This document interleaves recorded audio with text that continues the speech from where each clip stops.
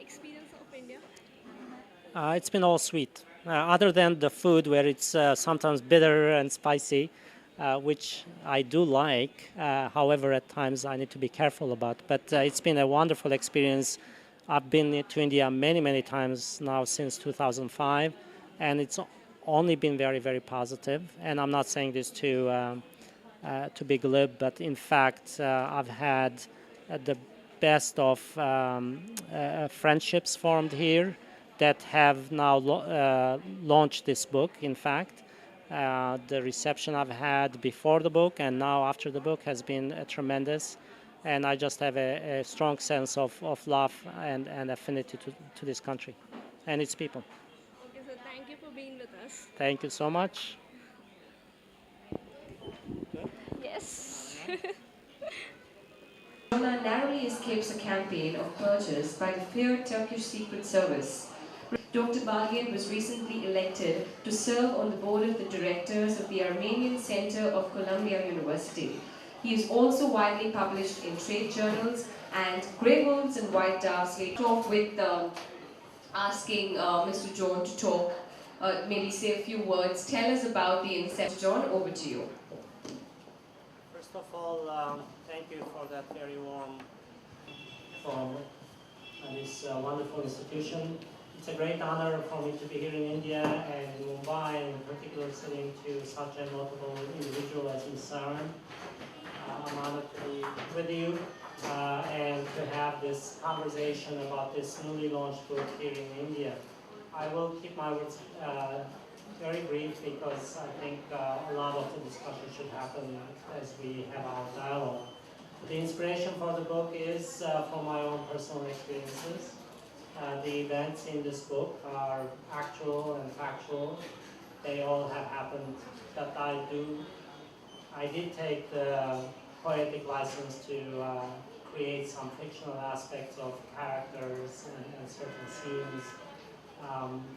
It is being based on my story. Unfortunately, there were some very tragic and adverse circumstances, but the true uplifting nature of the story is the fact that this little boy overcomes all this adversity, and these experiences will inspire the reader to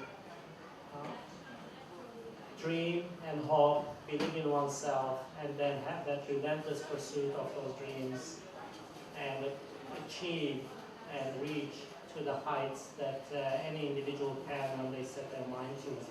So it's very inspirational and uplifting story despite the tragic episodes in this story.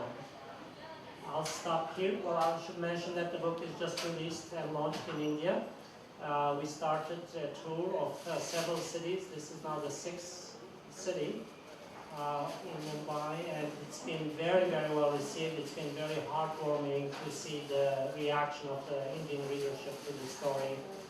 It's made the book bestseller list on many of the bookstores that it is displayed, and also some magazines. So it's been very, very gratifying journey for me to be here. So thank you again, and I'll turn it over to my oldest panelist here. Good evening, and thank you for being here with us, both audience and lecture. I want to quickly share my reactions on reading the book. I found myself engrossed because it's a journey across countries, across continents, and it was lovely to take the journey. And there are many journeys. There is the physical journey, there is the emotional journey, there's a spiritual journey also in the book. And I think at many levels it reaches out to us Indians in different ways. I do understand why it's doing well in India, Doctor, and I want to ask you a few questions. There's a lot in the beginning, especially when you talk of growing up in a village, on superstition. You know, there's a superstition about a snake, there's a superstition about the tattoo. Now, where does this all come from? What is the cultural aspects of the region, and in this case Armenians, but also many of the other nationalities in that Middle Eastern region. That's where it stems from.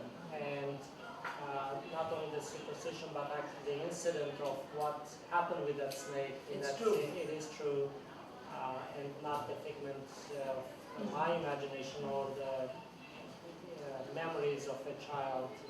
I went back to confirm these incidents by talking to my elder siblings and relatives and my father to make sure that these were not figments of my imagination. And there's one place where, you're talking about a Christian priest, and he actually says inshallah. Now, is this, I know in Turkey there is a kind of blending of religions. I've seen that Yes. in Istanbul.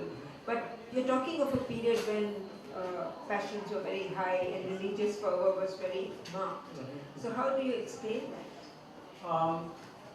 Actually, it's an Arabic word that Turks adopted. It comes from the word mashallah, which means, due to God, or